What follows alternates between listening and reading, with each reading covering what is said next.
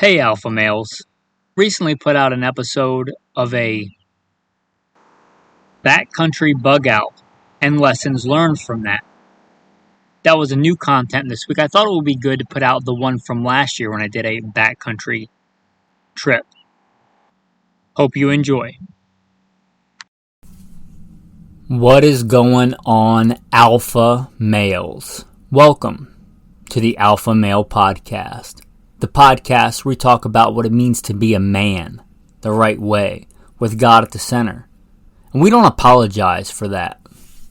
Strong, dominant alpha males made in the image and likeness of our Creator. If you want to check out more while you're listening, go to goodshepherdtraining.com. Today's episode is going to be talking about a recent wilderness trip that I did. An overnight trip into some of the most remote wilderness I've ever been in. And lessons, I'll say, learned and relearned on that. Now, I'll confess part of that was because I've been struggling for content on the Alpha Male Podcast. Doing this for a living. Don't know this, Gunfighter Life, and Simple Man Sermons, the flagship. Doing this as a living, quit my management position, a good income, to do this full time. Although I love podcasting, I'm not always thinking about how to make money. I was hoping that a lot of people, a small portion, even a very small fraction of the people that download and listen to this would become patrons. That's been slower than I would have liked. So I'm looking for other ways you guys can support. If you don't want to be on Patreon, and I get that, it's not for everybody. It's $5 a month now to start. If you had done it earlier, I think you could do it for $1. $5 a month to start. If you guys don't want to do that, I get that. Not everybody wants to be a patron. If you want to support and want to get something out of it, there's some pretty cool merchandise. I added quite a bit more since the last Alpha Male Podcast, and by me I mean my wife and I. She likes doing that kind of graphic design and stuff like that. So if you've ever looked down at your coffee cup and thought, this is just not alpha enough for me, we have some really good enamel Alpha Male coffee cups. I don't just say that. I've used one for quite a while. I ordered the first one and I've been using it since, and I use it a lot. And my wife uses it probably more than me. We live tiny. We live simple. We don't have a lot of stuff. A good cup, especially a good metal cup, is worth a lot more to me than a ceramic cup. Not only can I just drink out of it, I can cook in it. So if you want a good day-to-day coffee cup, or you just want something to fly the Alpha Male banner, or a really good camping or outdoors cup to cook on a fire, it is a good utilitarian thing. You can check that out at goodshepherdtraining.com. There's a shop link up at the top. Likewise, there's a pretty cool Alpha Male phone case on there that I haven't even gotten mine yet. But it's an Alpha Male phone case. It's for a lot of the newer, more popular phones. Says Alpha Male really big on it, and podcast pretty small on there. It's just a cool phone case. And there's also the Alpha Male hoodie, tank top, and t-shirts on there. So if those are the way you want to go to the gym, or just rep the Alpha Male Podcast because you are an alpha male. Anyway, those are on there. And since that is kind of a commercial, I won't put any in the middle of the podcast. They automatically, I think, go in the beginning and the end of the podcast. But if you want any of that stuff, again, appreciate the support on the podcast, goodshepherdtraining.com. With that, I'll plug in the bio. You may know the drill by now. If you want to skip it, skip around 3 minutes and 45 seconds from where it starts. Who am I? A question we should all ask ourselves. I am, first and foremost, a servant of God, made in His very own image, a follower of Jesus Christ, a simple man called by God to the Great Commission to share the good news of Jesus Christ. Next, a little bit about my background and what God has allowed me to do and blessed me to do in life.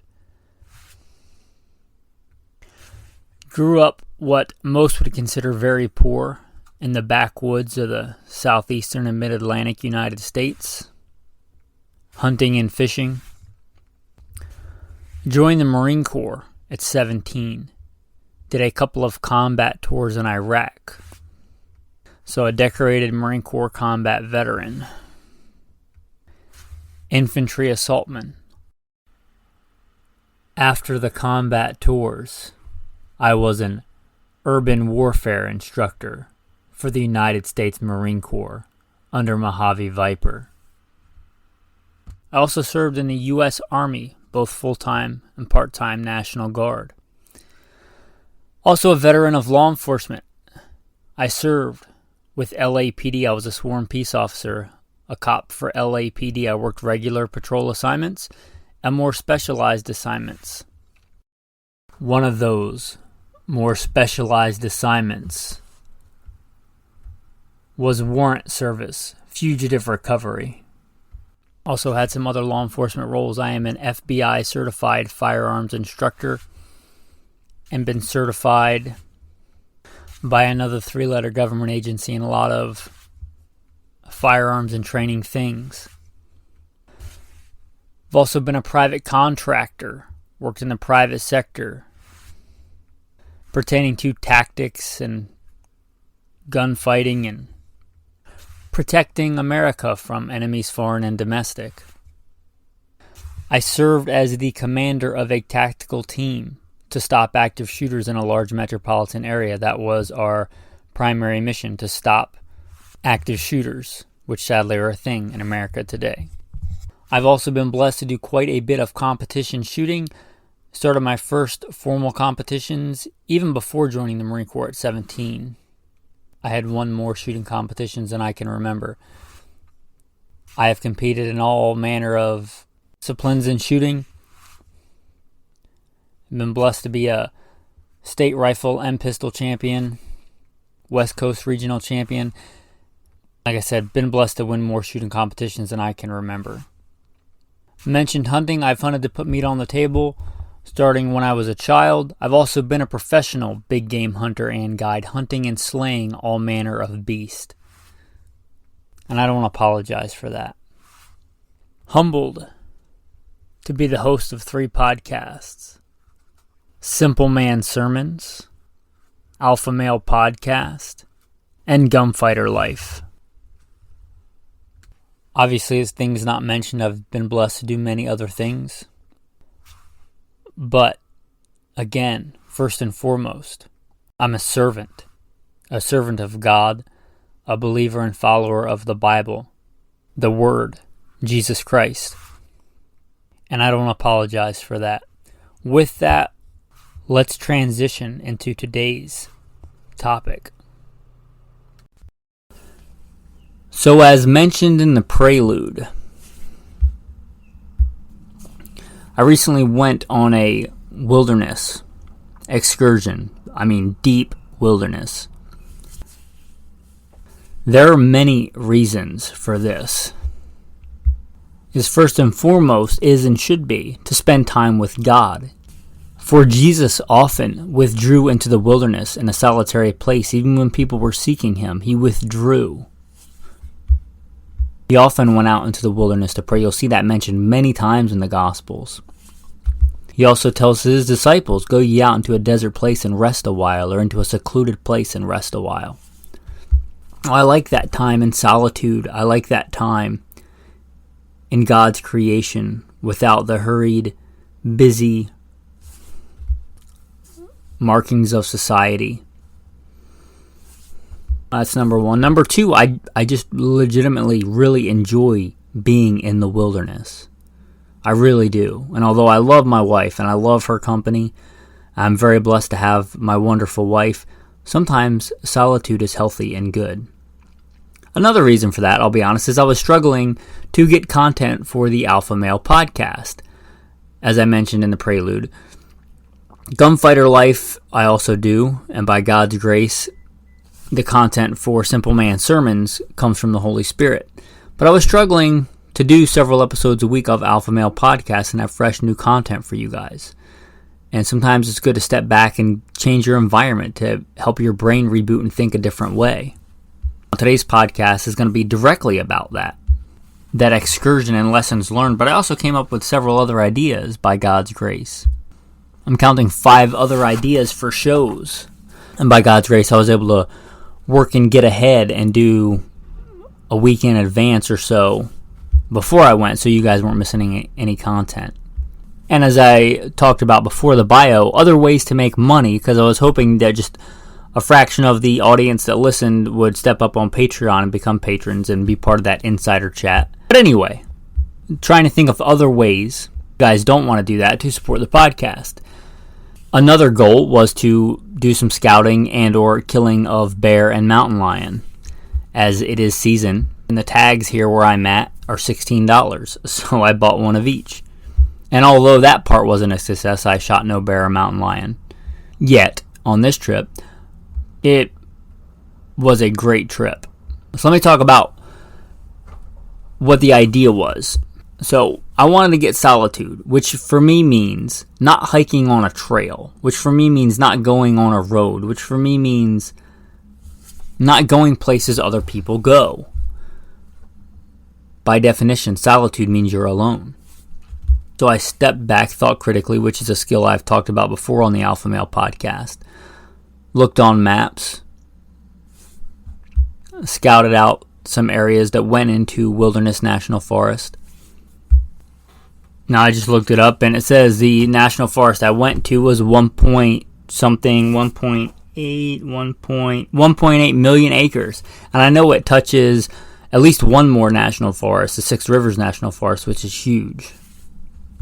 Well, that's a whole lot of wilderness. But some of those have trails and stuff like that, which I'm not really interested in. That's not my style. Not for this, anyway. So I took a canoe, which I bought used very cheaply and plan to sell for about the same amount of money when I leave here, because if you don't know, my wife and I live semi-nomadically to help cut down on the cost of living and be able to do this podcast. So I bought a canoe used very cheaply. I have quite a bit of experience canoeing, which played into this. I bought one very cheaply, and I plan to sell it for the same price when I leave, so didn't really consider digging into savings too much because I plan to sell it when I leave. And look for a creek, a stream that was not navigable by traditional means, meaning like you couldn't just take a motorboat up it. There was really no way to get up above and come down on it, meaning going downstream, which is what most people would do with a canoe. So I basically devised a rig to wade in this creek.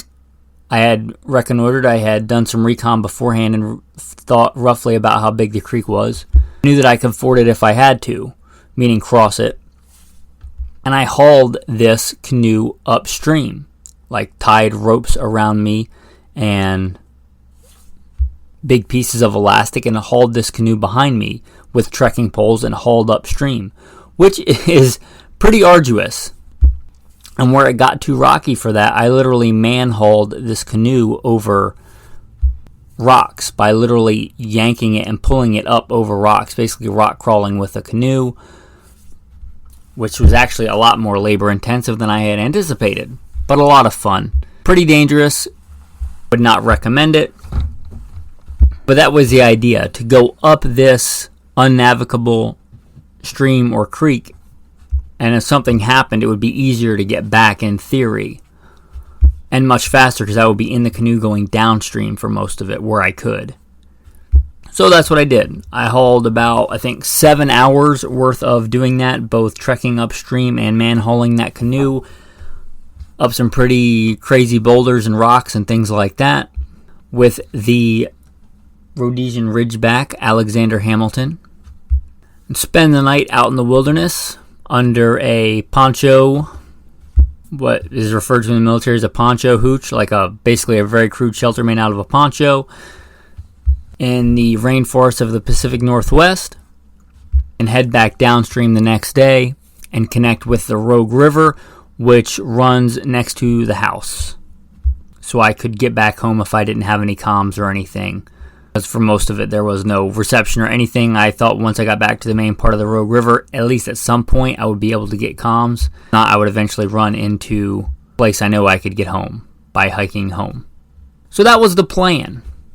By God's grace, obviously made it back. I am still breathing. I am uninjured, although quite a bit sore after that trip, as you can imagine.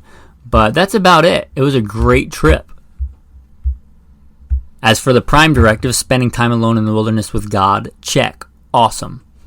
Psalm 19, the heavens declare the glory of God, and the firmament shows us his handiwork. That's the number one lesson. You guys need to, I don't care what it is for you, get some solitude. Get out and spend time with your Creator, your Maker, with God. Be circumspect. Consider God. Consider what you're supposed to be doing. Consider life. It's good and healthy. Be still and know that I am God. Some other lesser lessons learned, but you can still glean from if you consider yourself a survivalist, a wilderness person, a bug-out person. Now, I've lived all over the U.S., but I spent my last several years in the Southwest, Arizona, Nevada, and I took for granted how little stuff corrodes and rusts there. And I had quite the eye-opener in the Pacific Northwest, literally living in the rainforest on the coast. It seems like stuff just wants to rust all the time. You have to work hard to keep it from rusting. So that's one. If you are not from that area, you're not accustomed to it. Now, I grew up in the South, and it's like that there, but I had been away. I joined the Marine Corps at 17, well over 20 years ago. So I had to relearn that stuff just wants to rust. Even stuff that I would consider really good steel. Before I went on this trip, my bug-out bag, which I keep behind the front seat, good place for it, was one of my go-to ARs in there, and I hadn't checked it in a few weeks, and I pulled it out of the backpack I have. Is kind of constructed so that there's a long gun holder in between, like where where the pack frame is and where the cargo carrying starts on that pack. And I pulled it out, and there was rust on it. Thankfully, by God's grace, none on the nitrided barrel and stuff like that, but on a lot of the controls, the safety, the forward assist, they were rusty, and that kind of ticked me off. Because God gives you a resource, and you should take care of that thing. And I had not been doing my due diligence to stay on top of that. I had taken a bunch of my guns when I got here and lubed them up heavily for storage that I wasn't going to be using. And by say a bunch, I don't have a ton of guns. I'm not a gun collector, although I really enjoy guns, as you might surmise from gunfighter life. That's one that I didn't think about, and it got rusty, so that's on me. Also, I've been trying to sell a few things on eBay to raise capital for the podcast and just for life. And I had a knife that I bought a while ago that turned out to be a highly collectible knife, as it was the only one of that design made in like S35VM, which is like a really high quality stainless steel. And I thought, I'll sell that sucker on eBay. Replace it with a knife that I don't care about beating up, because I didn't buy it to be a collector. I bought it to be a useful knife. And I'll replace it with a good, useful knife, and I'll put the rest, towards life and podcast and whatever.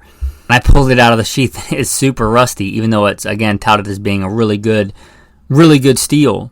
Is rusty, which kind of ruined the collector value. So I guess the bright side of that is, by God's grace, I'll keep it and use it and won't feel bad about it, because the collector value is kind of gone now. That's a big lesson learned. You're going to take a trip to go bear hunting in the Pacific Northwest or to Georgia and you're from somewhere else, stuff rusts. So keep an eye on that. Another reason I went is to do some T&E. Another plan I have to raise some capital is to do some cool things. As far as merchandise go, I already have some merchandise, just branded Alpha Male Podcast merchandise that I mentioned. So I have the merchandise, but I plan on doing what I'm going to call bailout bags. If you've listened, you know I'm big on the concept of mini bug out bags, and I hope that you already have your own or make your own. But I know that a lot of men won't do that, so I'm trying to make some really good ones and sell those. Part of this was T&E, working out of mine. Also, an idea that I have after that, if that works, is survival scabbards for what I think is the ultimate survival weapon, which is a shotgun. And basically, it's a survival scabbard that you can wear on your back or attach to a Molly backpack or put behind the front seat of your car. And literally, you can just throw the shotgun. It'll be fine. It's not just some cheap nylon scabbard. It's actually got padding and stuff in there. Like a good military-grade beat-up shotgun scabbard with shotgun ammo attachments and a double sling to wear like a backpack, or you can wear it like a sling bag. Anyway, part of this trip was T&E on that, and I learned some lessons on how to configure that better by actual hard use and beating the crap out of it and figuring out better ways to configure stuff, which that's a win because I did. It would have been cool if I had shot a bear or a mountain lion, which was one of the goals, but I didn't. But that T&E and gear Anybody that knows me in real life knows that I'm pretty hard on stuff. Got nice stuff by God's grace, good guns, good gear, but I use it. I don't have any safe queens. Even my grandfather's old double barrel AH Fox, well over 100 years old, I still take it out and hunt with it. A couple of things I forgot on the trip. I forgot to clean the canoe. I had went on an excursion that turned out to be a lot longer than I thought before with the canoe, just getting re-familiar with it. Turned into a pretty hectic and crazy ordeal. Weather got pretty bad on us. Anyway, took the wife on that one. We got a little stranded, got a little wet, quite a bit wet actually. But anyway, all turned out well, but the canoe was filthy and I should have cleaned it before I left because it was literally right by a spigot where I could have washed it off, and I didn't, so I had to deal with a muddy canoe to start with. That was stupid. Also, I almost always wear the same thing EDC day to day, and one of those is a long sleeve shirt. Whether I'm in the desert, whether I'm in the city, whatever. Go-to I've talked about before is a Bone Tactical shirt. Bone Tactical. I'm not affiliated with them. I don't get any kickback from them. The guy makes really good shirts, especially for EDC and concealed carry. I almost always am wearing one. And that day I had just jumped in the truck with everything else with the canoe on top and forgotten that shirt.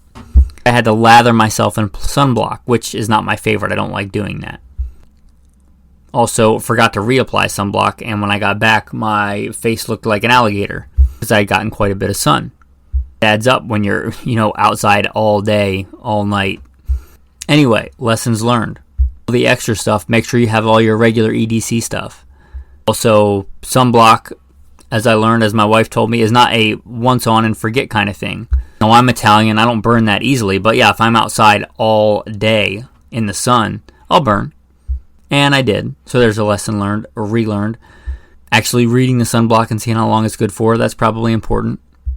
One of the things I didn't forget, but I want to pass on to you guys in case you don't know.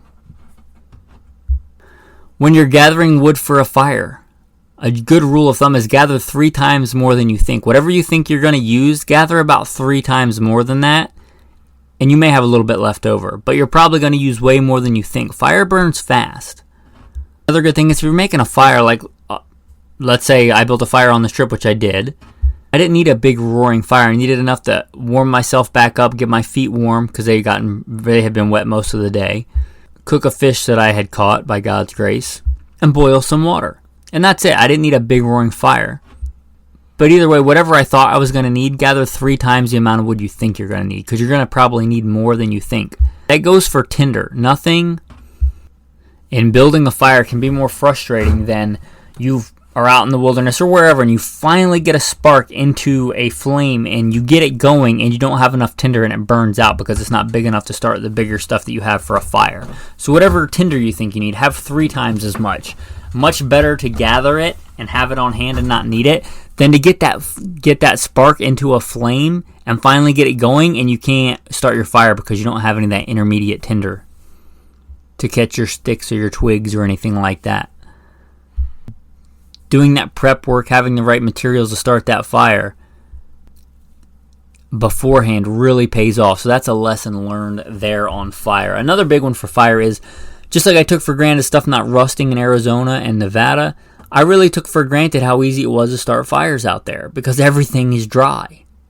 There's not the abundance of wood and stuff in a lot of environments, but there's usually stuff that will burn, dry dead grass, sage, and it's not hard to find dry stuff in the desert that will burn. That's pretty easy. It's a lot harder in the Pacific Northwest rainforest to find stuff that's dry that will burn. Everything there is damp. I can't say everything, but pretty much everything in that environment, it's a rainforest. It's hard to find stuff for tinder. That's another thing. That's actually something I had to learn because it's a lot wetter environment even generally than in the South. So if you think you're just going to go out with your ferrocerium rod and your knife and be able to start a fire with just in a minute, that's not really realistic. Make sure you, even if you don't go out in the wilderness, go outside. Go out in your backyard and gather materials, natural materials, and see what you can do with that. Get a fire started with a spark. Now, don't light your house on fire or anything. If you're a kid, make sure you have permission to your parents or whatever. But that's a really good, useful alpha male skill to have. Being able to start a fire with natural things with just a spark. The next one, how good a useful knife is. Like a good usable knife. Not like a little teeny pocket Swiss Army knife or something like that. Like a good, useful, big knife.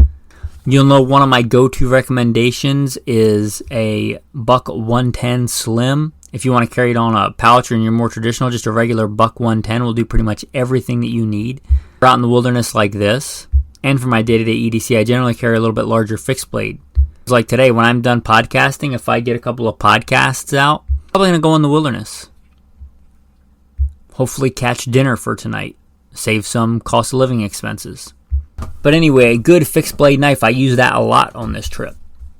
Also, a little teeny knife. I kind of knocked the little teeny Swiss Army knife. I wouldn't want that to be all that I had, but I probably use that just as much as the big knife. I want to keep that big knife sharp. Having that little tiny knife for a lot of little tiny tasks is a good thing. About pulling, briars and thorns, or when I was in the Southwest, cactus out of my skin, out of my flesh, things like that. That's a real thing that happens. Little tiny, I forget what they call the smallest but kind of quintessential really tiny Swiss Army knife. I usually carry one of those in my pocket as part of my EDC with my big knife. That thing comes in handy a lot. As I alluded to, we did quite a bit of rock climbing and man-hauling that canoe, and by we, I mean myself and Alexander Hamilton, the Ridgeback. Quite good at rock climbing. He impresses me a lot. I think only I had to lift him and shove him up over rocks once. He's quite athletic. He snapped off some dew claws. I was able to handle that with that little knife. Cut the rest of them off, trim them, even file the remainder thereof down.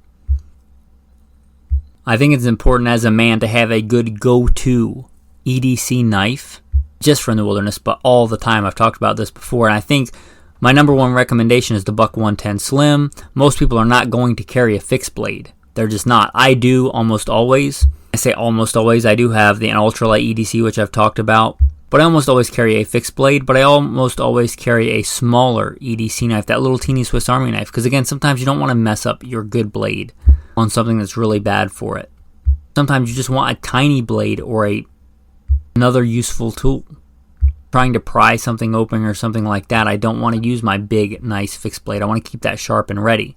And then at night when I'm making camp, making shelter, butchering an animal, taking care of fish, whatever, that knife is there and ready. Or if an emergency, I have to cut myself free of my harness or my rope, like when I was man-hauling that canoe, if I'd have fallen in rapids, and there's some pretty legit rapids there that could have sucked me under. I don't want to be tied into a bunch of crap. If I need to cut stuff away from me really quick when I'm underwater in a whirlpool, that's when I want that fixed blade knife at my side ready to go. That was a very likely scenario in this endeavor. Which brings me to one of my other failures. I'm going to be honest, I should have worn a life jacket when I was crawling up and down those rapids. I am a good swimmer. I was a lifeguard for quite a while. Trying to swim in those kind of currents in rapids can take down even some of the best and strongest swimmers. Wearing a life jacket would have been a good idea, and I had to haul it anyway. I should have just had it on just in case. That was a failure on my part. By God's grace, I didn't need it. Hamilton actually did fall into some pretty gnarly rapids. By God's grace, he got out of them, but he very easily could have drowned. And he also had a life jacket, and I didn't have it on him. Lesson learned, I should have had those life jackets on. Kind of pain in the butt, yes. Would I have worn it for the whole trip? No, but I should have worn it when we were in those rapids. Another thing that I forgot. I brought my fishing rod. I grabbed a bunch of stuff out of the truck that I had made a list to grab, and I forgot my tackle. Forgot my little tackle box that I have. I don't have a lot of tackle, just like I don't have a lot of guns, but I have what I would consider like the essentials, and I forgot it. Thankfully, in my survival and in my EDC, I carry wrapped around my EDC knife a couple of hooks, fish line. I have some in my bailout bag, my baby bug out bag, and my big bug out bag. I kind of have a system. And I didn't go repacking a bunch of stuff for this trip. I grabbed my baby bug out bag and my bug out bag for a reason. I took the AR out because I didn't figure I'd need it on the trip. I took a shotgun instead, more practical tool to put meat on the table. But anyway, without going too far down a rabbit hole, I had a couple of fish hooks. I had a fishing rod, so I didn't have to improvise that. But I made a fishing lure out of a fish hook, a piece of aluminum foil that I had on some of my food, and some food packaging, that kind of packaging foil, and a rock. And I used it. And it was successful. I hooked quite a few fish, and I was able to catch one for dinner out of a lure that I made out of a rock, an aluminum foil, and a fish hook that I had had as part of my kit. Very literally, by God's grace, able to feed myself with that ingenuity. It can be done. And it was a trout, which are known for being kind of elusive. Rainbow cutthroat trout are kind of known for being elusive and hard to catch animals. Fish, anyway. And I hooked 3, and here's another big lesson I had to relearn. I love to fish, and a lot of times I fish for sport. So when I hooked my first fish or 2, I was treating them like a sport fisherman. I was playing them out. I was letting them run the drag out. I hooked one that was fairly large, and they got off. If you're fishing for survival, I just did an episode on fishing for survival if you want to listen to that. But I should have, as soon as I hooked them, literally reeled them in as fast as I could and drug them up on the shore. I was not sport fishing. I was literally fishing for food. I probably would have landed at least one more, maybe that really big one. I treated those fish like what they were, food, instead of sport. I love fishing for sport. This was not that day. I was fishing for food, and I should have treated them thus. I kind of had to fight against that automaticity. That's just kind of my thing. I've fished my whole life, and I like fighting a fish on a line, but I had strong enough line. I could have just drug that fish literally as fast as I could and slung it up on the land so it couldn't get off. But it was really cool. I didn't intentionally leave my tackle behind, but it was really cool to make fishing tackle out of a rock and some aluminum foil and fashion it to look like a dying minnow and actually catch trout. That was pretty cool. The bigger lesson in that is almost always, no matter how good you plan or think you're going to know the scenario, you're almost always going to forget something or have to improvise even if you don't forget anything. So that old adage from the Marine Corps, improvise, adapt, overcome. Having that high GT score, being able to improvise, being able to look at something and think, how can I solve this problem? Yeah, it would be great if I had a lure, but I don't. How can I solve this problem with what I have? Another big lesson, and I know this, and I know better, but I got carried away trying to cover a bunch of ground and get way, way into the backcountry, and I was already way in the backcountry the first hour, let alone several hours later. But I waited too long to set up camp. I can set up camp in the dark. I did set up camp in the dark, but I didn't have to. I should have set up camp earlier, and that's a lesson learned that I shouldn't have had to relearn, but I did, and I'm sharing it with you guys. If you're out on an adventure like this, or you're out in a survival scenario, set up camp before you think you need to. When that sun starts to go down, it goes down quickly. I couldn't just camp anywhere along this backwater wilderness stream. There was a lot of areas where it was really steep rocky banks, literally boulders. And that was it. There was boulders and water. There was some areas that had beaches and areas suitable for camping. But they weren't all over the place. You had to find one and pick one. So the ground that I covered, it started to get dark and I had to backtrack and go back anyway. Because where I was, there was no area that I could see for camping and I didn't see anything up ahead for camping. And again, once it starts to get dark, it gets dark quickly. So the lesson learned there is make camp before it gets dark. You can make camp in the dark, but it's a lot easier not to. A lot easier to give yourself a little bit of extra time and have that extra time when the sun's going down. Plus, then you get to enjoy the sun going down. And the sun setting in the wilderness is a glorious thing, and I'd rather be able to kick back and enjoy it than try and get my shelter set up before sundown or in the dark. So make camp before you think you need to. Give yourself plenty of time to make camp. Now, the camp that I made for this excursion, I alluded to, if you're not familiar with the poncho and poncho liner of the military, if you don't have those as part of your kit, even if you're not a prepper, not a survivalist, they're awesome. You should probably have one. It's kind of like a pocket knife, although not as commonly used. If you're just a urban suburbanite, having a poncho and poncho liner in your trunk is probably a good idea. But the military poncho is very versatile. You can use it obviously as a poncho. You can use it for a lot of things. You can use it for carrying casualties if somebody gets wounded. You can use it as a shelter. It's big enough to use as a shelter to sleep under, which is what we did. By we, I mean the dog and I. Now I made kind of a teepee. 3 long straight sticks lashed together at the top of 550 cord, about 5 or 6 feet tall. with the poncho draped over to make like a mini teepee. It wasn't crazy cold and quite a high humidity index, so I wanted to be able to be okay if it rained pretty hard, but also be able to air out so all that air wasn't trapped in there. If it was, low humidity and 10 degrees outside, freezing cold, would have built that shelter differently. But I was able to get that set up. But I kind of over-engineered it. Looking back on that, lessons learned, I didn't have to make a teepee, although it was cool and it worked out well. I literally camped next to a cliff face with a bunch of stuff growing out of it. I could have just grabbed a piece of 550 cord, tied it on there, tied the other end to a rock, a big rock, thrown it out into the sand, and just made a much simpler shelter that would have worked equally as well. Either way, it worked out pretty good. Slept under that with the poncho liner with Hamilton. He is quite warm when it's cold out, to our mutual benefit. I wrapped him up in one of my old army jackets, and we were under the poncho liner. Poncho liner, commonly referred to as a whoopee, is another awesome piece of kit, perhaps one of the best things the military ever designed. And talking about using the dog for body heat, that's another thing, lessons learned. Be a student of history. That goes broader than just this one lesson, but I have read and understand that the Aborigines actually use these at night to keep warm. They use dogs to keep warm. And guess what? It works. It works really well. I love my dog. He is a great dog. He's probably, honestly, by far the best dog I've ever had. But he still pulls some weight. He's useful for that. He's useful to keep warm at night. He was shivering pretty hard. We were pretty wet before that. It's to our mutual benefit. Also, I used him to haul the canoe on, not on the crazy stretches, because I didn't think he'd be able to comprehend what he was supposed to do. So I hauled it over the big rocks and stuff like that. But I did use him when it was pretty easy going and pretty stable as far as depth goes. We wouldn't get in too deep.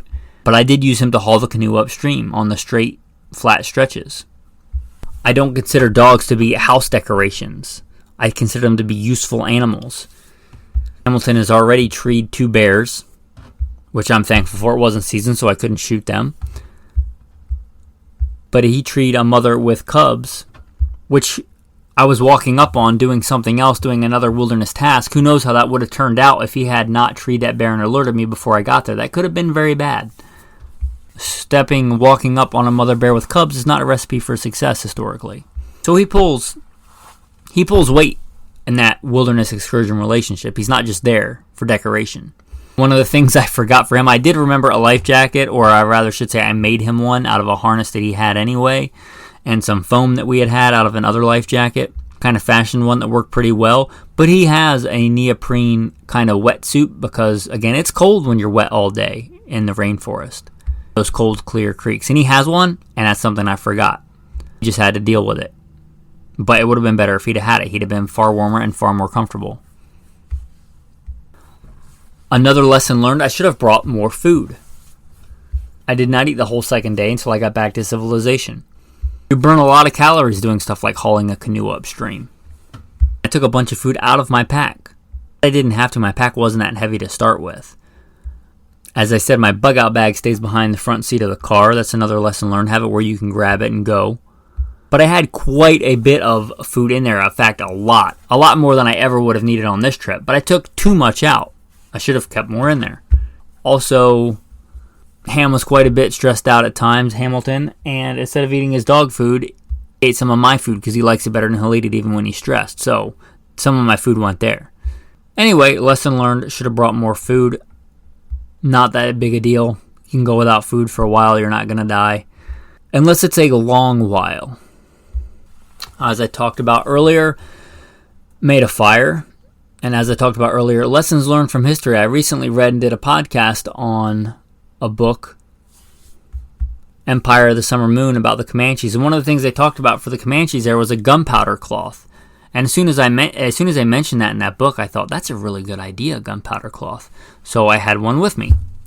Just a piece of cloth or paper rubbed with gunpowder that will light easily. That was really nice. I have sat in there and taken several hours to find a tree that hadn't fallen down with some loose punk wood under the bark and got my ferro rod and got our fire started. I probably could have. Since my EDC knife already had a ferrocerium rod on it, it's part of my EDC with a cap, goes on the ferro rod to help it be easier to grasp. Just putting a small amount of gunpowder and or gunpowder cloth in there really came in super handy. Again, another lesson learned. Rainforest is a hard place to start a fire. Lessons learned from history that came in handy, just like learning about the Aborigines. Once a fire got started, another lesson learned. Like I said, I waited too long to get camp, longer than I should have. It was late.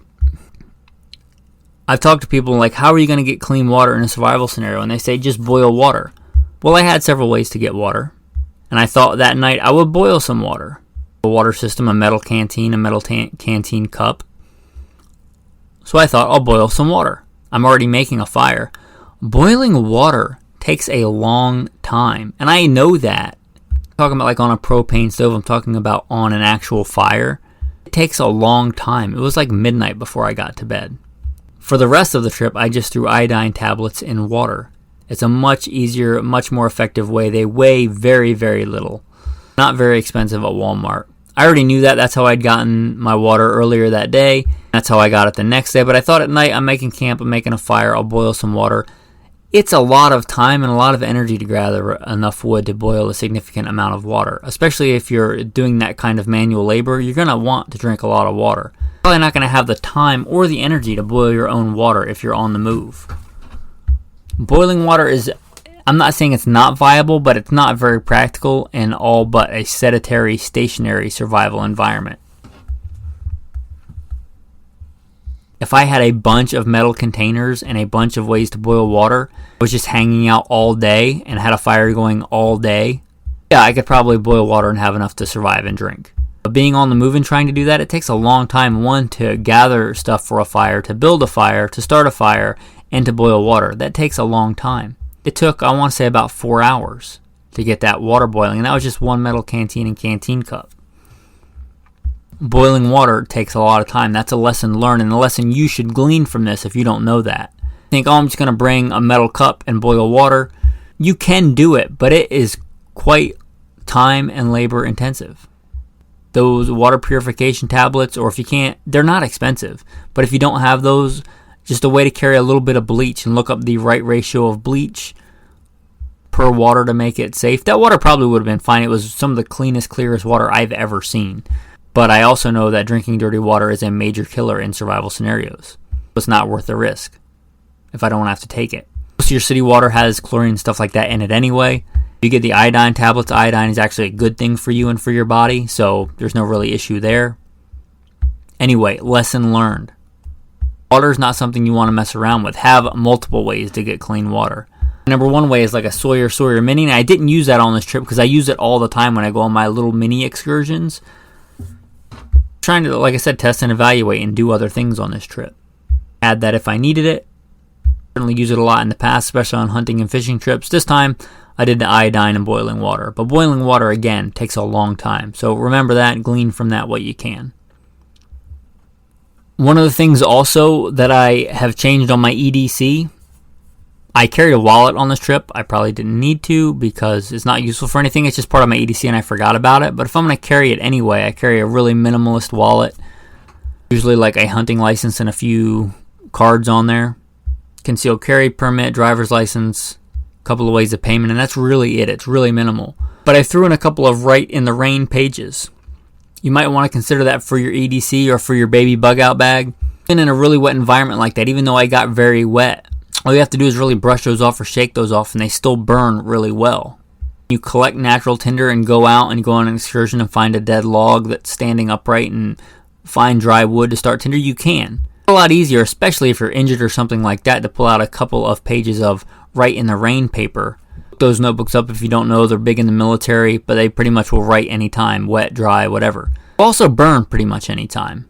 If you're injured, twisted your ankle, instead of going for a mile around your camp looking for dry tinder, you're able to pull that out of your wallet. Now I have one in my dope card for my weapon, which I normally have. Just having one or two that take up almost no room in your wallet to get a fire started. They're essentially just really thick wax paper and they burn really well, and it doesn't really matter if they get wet. So that's an awesome thing to just quick, easy, cheap way to upgrade your EDC. Lesson learned there, just have it. I'm all about being ultralight and stuff like that. What a 2 little tiny pieces of notebook paper, wax paper weigh. Very, very little. Alright, man, I just paused and looked at how long this episode is going. It's a long episode, and I didn't think it was going to be. I hope you've enjoyed it. I'm sure there are other lessons that I have learned on this trip that I may mention in future episodes. I also would like to do an entire one on the gear that was used, maybe the gear that wasn't used or overrated. Some things you take and you don't use, but you still need them, like my sidearm. Because what if I had run into a bear, a wolf, or a mountain lion, which are all around? Or a 2-legged predator, even though it's deep in the wilderness? Or a tourniquet, which I'm thankful I didn't need, but is part of my EDC day to day. Thankful I didn't need a tourniquet, but I still had it. But maybe I'll do an entire list of maybe my line 1, line 2, and line 3 gear for this expedition, if you guys want that.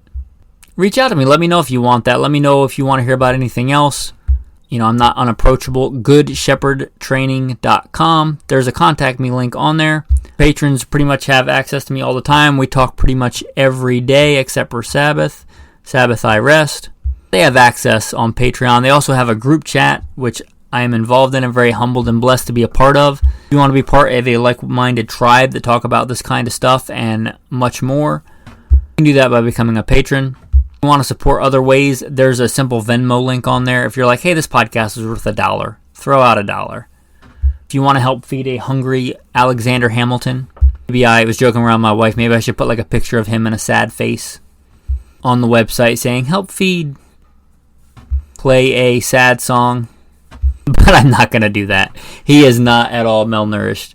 He does eat a lot of food. He is 110 pounds. Last time I weighed him, and that was a while ago, and he's still growing. He's still a puppy. In fact, his birthday is this month sometime.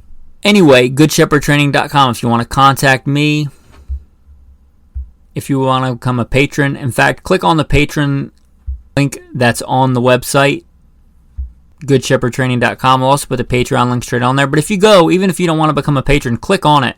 Yes, after talking about all this, I'll do a post and I'll put in a bunch of the pictures. If you want to check out what I'm talking about, if you're a more visual person, put up a picture, let's say, of the poncho hooch, the shelter. Put up a picture of the fish that I caught and the lure that I made out of just basically improvising it and catching a fish and cooking it for dinner. Maybe a picture of what man-hauling that canoe looks like. I'll do a post, and instead of just making it for patrons on Patreon, go to Patreon and I'll make it a public post so everybody that goes there can see it. So if you're interested in seeing what I'm talking about, you can check that out. Again, GoodShepherdTraining.com. With that, men, I want to say thanks for listening to all of that.